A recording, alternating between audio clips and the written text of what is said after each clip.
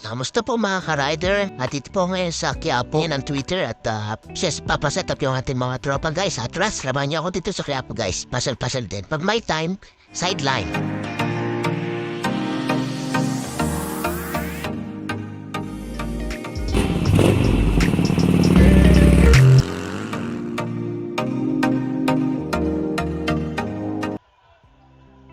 At yan, dito na po tayo ngayon sa Quiapo guys. Ito, sa itong tindahan na to. Try natin dito kung meron ba silang hinahanap natin na Twitter. From North Caloocan hanggang Quiapo. Ito nga pala yung napili ko guys. Pinatesting kagad natin. Okay ba to? Pero parang di ko trip yung forma niya. Medyo maganda rin sana siya. Pero syempre, marami naman silang display. Pwede natin try lahat. So, tingnan natin guys. Samahan niyo ako sa pag-ahanap at saka mag-comment kayo guys kung anong mas magandang Twitter dito. Tulad neto, Audio Life. Ito, pinatesting sa atin. So, okay na rin sana sa akin kaso try natin yung iba pang mga display. Pinatesting natin. Ito, narinig ka naman guys. Ito si Kuya. Ilisan mo Kuya. Kuya. Pero sige, okay lang. Ganun talaga. Tingnan natin. Pakinggan lang natin yung tunog niya. Ito. Pwede na rin sana to guys kaso syempre may nahanap pa tayo mas ano yung mas okay talaga tinatanong ko rito sila Kuya po ano yung maganda tumunog na bakit nila. So ito, try natin na iba. Ito nga pala yung Audio Life. Pero try muna natin yung iba pa. Patesting natin to. Okay ba tumunog? Okay na rin. Meron pang iba. Try natin to isa. Yung palabas si Kuya ng isang Broadway. Medyo malit ka lang siya. Titanium bullet. Yan. Ang nakalagay sa likod niya 800 watts, 8 ohms impedance. Okay siya. Mabigat.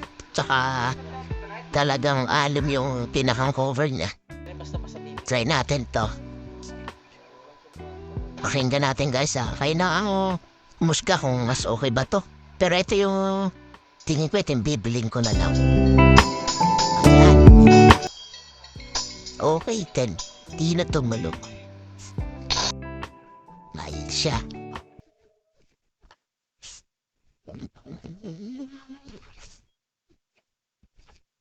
Ano sa tingin niyo guys? Wow, po ano? 400 Japan sa niyan.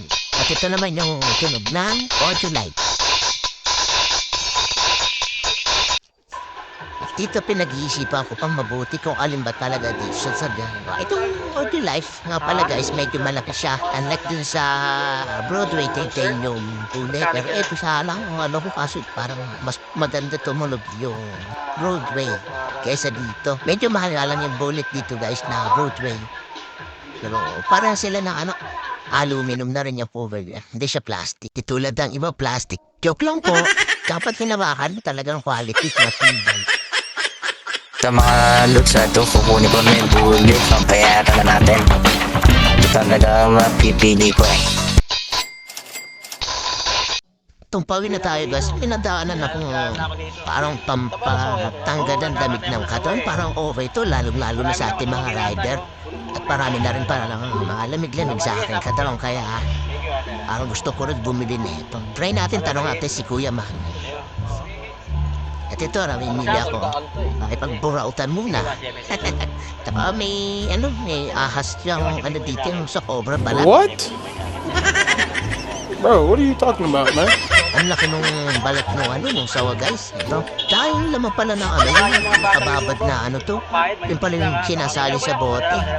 Parang taba-taba ng ewan ko anong taba yan. Parang taba ng baboy o taba daw ng to. Ng sawa. At yan ang sinasalina na ni Manong yung ating bote. Yan. At natin itatry to kung effective to guys. At mabayaran na natin. Ito lang no, pero niya ako na medyo malaki kaso yung budget natin, saktuhan lang. Ayan na yun, laki ng balat to. Grabe, totoo ba yan na siya nagkakatay? Hindi totoo yan. Try natin, kula na Bola lang yan. Laki na neto sa mo, no? Ito, titingnan natin yung kanyang taba-taba kung totoo ang ahas to. Ilalapit natin yung camera. Kung totoo man to siguradong tanggal yung lamig-lamig sa katawan natin. Saktong-sakto sa mga tulad po rider. At pauwi na rin ako guys. Bukas ko na lang itutuloy yung setup ko sa video. Okay, tuba-tuba. Guys, pagsama sa akin dito sa pamimili ko sa panonood. Maraming salamat po sa mga nag-subscribe at sa mga nag-follow and share like.